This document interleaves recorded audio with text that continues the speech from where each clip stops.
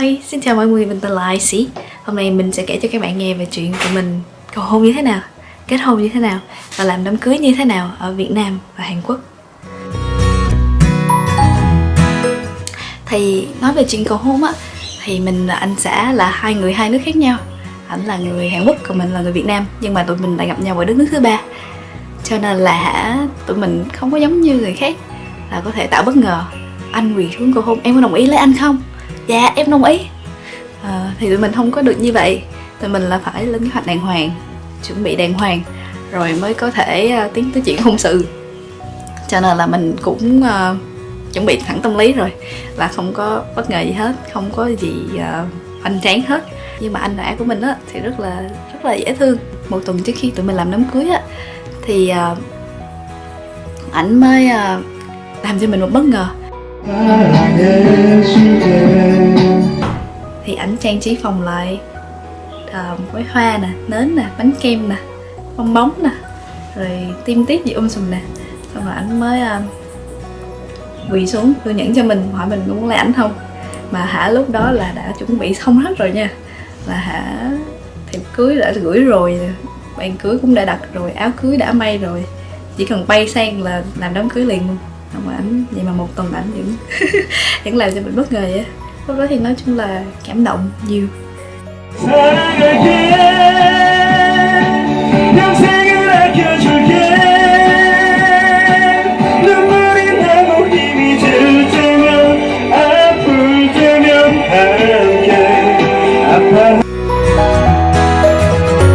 Làm đám cưới Hàn Quốc á thì thứ nhất là mình không biết tiếng Hàn, cho nên mình không có thể giúp gì cho ảnh hết.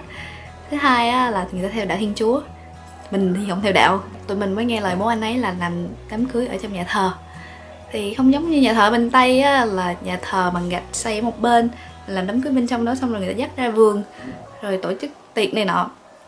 Thì nó không có phải lãng mạn như vậy. Ở Hàn Quốc á thì nhà thờ nó là ở trong một trung tâm, thì có một cái sảnh để người ta giảng đạo, xong rồi có một cái sảnh để ăn cơm riêng. Mình nghĩ chắc là cũng khô khan, không có gì vui. Tại vì làm đám cưới theo kiểu đạo Thiên Chúa thì chỉ nghe cha xứ giảng đạo rồi chúc mừng rồi vậy là hết rồi. Nhưng mà anh xã mình, ảnh thì cũng lại dễ thương. Ảnh lại bí mật tập hát đến đám cưới, hát tặng cho mình một bài, xong rồi còn nhảy cho mình một bài hát nữa. Cho nên là mình cũng thấy cũng vui lắm.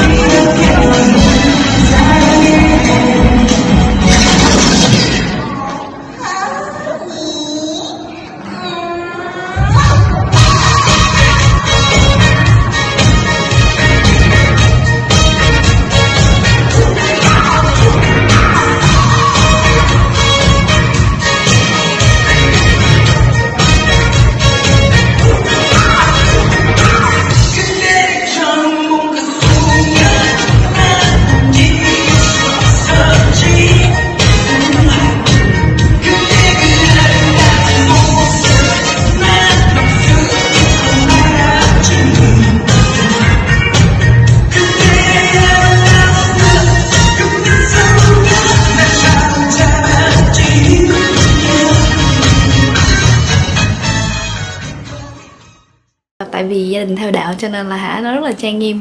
Lúc làm đám cưới thì thấy nó cảm động nhiều. Và mình thì cũng dạng dễ xúc động, cho nên là mình đám cưới mình khóc quá chứ, khóc ơi là khóc mà ba mẹ khóc, rồi xong rồi anh chị họ cũng khóc.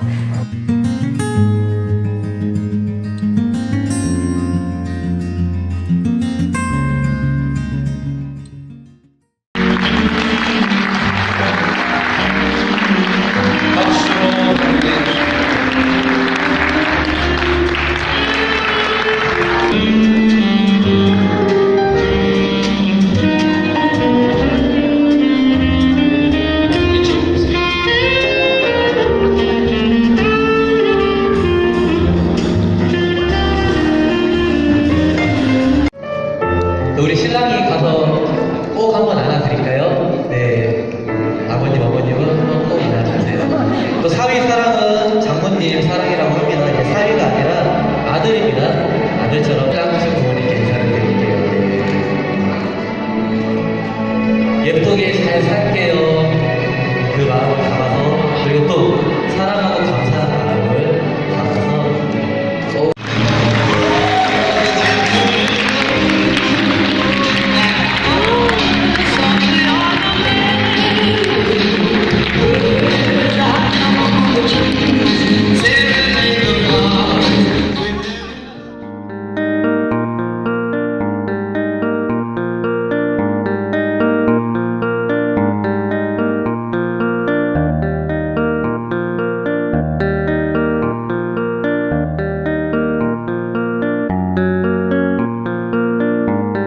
Thì điểm đặc biệt ở đám cưới ở Hàn Quốc á là người ta chỉ làm đám cưới trong vòng 1 tiếng đồng hồ thôi, mà thường là vào buổi trưa chứ không giống như Việt Nam mình làm vào buổi tối, rồi kéo mấy tiếng đồng hồ.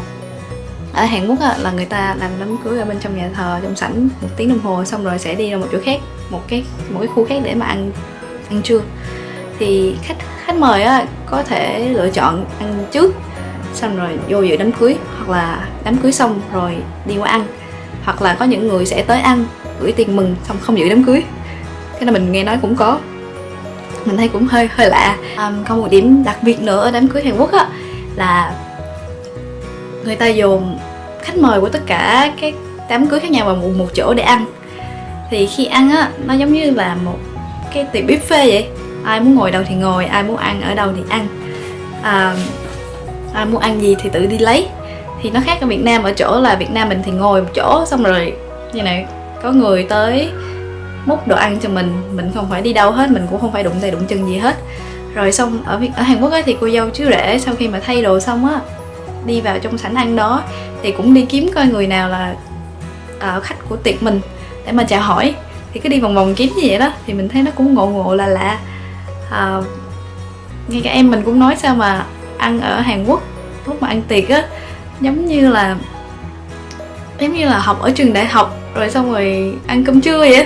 Thì mình nghĩ nó làm như vậy thì để cho cái vòng quay nó nhanh á, thì cặp này làm đám cưới xong thì cặp kia có thể vào ngay được trong vòng 1 tiếng đồng hồ. Còn khách mời khi mà dồn vào một chỗ để ăn như vậy thì nó đỡ tốn thời gian hơn, thì chắc là nó thực tế hơn. Đám cưới của Hàn Quốc á, khi mà cô dâu thảy hoa á thì cô dâu chỉ lựa đúng một người duy nhất đứng ở đằng sau mình, chứ không phải như Việt Nam mình là một dàn con gái xong đứng đằng sau rồi thảy một cái ai chụp được thì người đó sau đó thì sẽ làm đám cưới tiếp theo. Khi mà ở Hàn Quốc là chỉ lựa một người thôi rồi đứng ở đằng sau lưng mình. Thì chắc là tại vì con gái Hàn Quốc có câu nói là ai mà nhận hoa cưới xong rồi không làm đám cưới trong vòng hình như 6 tháng thì sẽ bị ế trong vòng 3 năm. Chắc là không ai muốn ế cho nên không ai muốn chụp, hoặc là nghe nói là để tránh cãi lộn, người này cũng muốn chụp người kia cũng muốn chụp, cho nên là quyết định trước sẵn để mà khỏi gây lộn.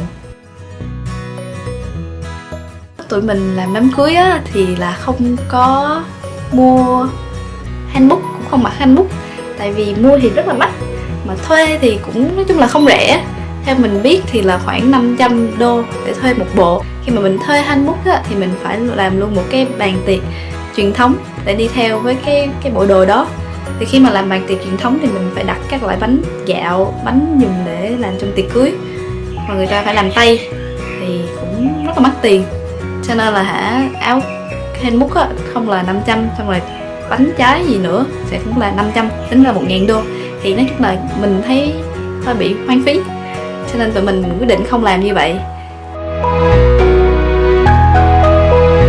Ảnh cũng hát tặng cho mình bài hát Sau Tất Cả.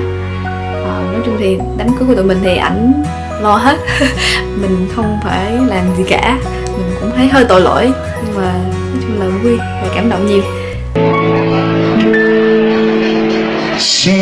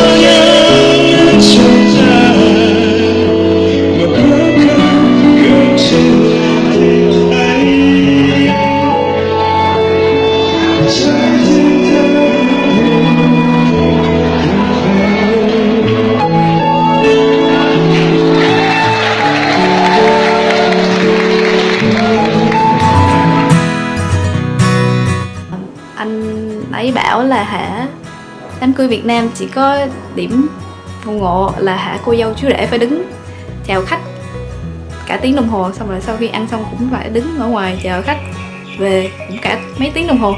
Thì cũng cùng một kiểu, đứng trước một cái phông nền xong rồi phải đứng chụp hình với cả ngàn tấm hình giống y chang nhau. Anh nói là cười muốn đơi cái miệng luôn. Thì anh bảo là như vậy thì nó cũng là lạ.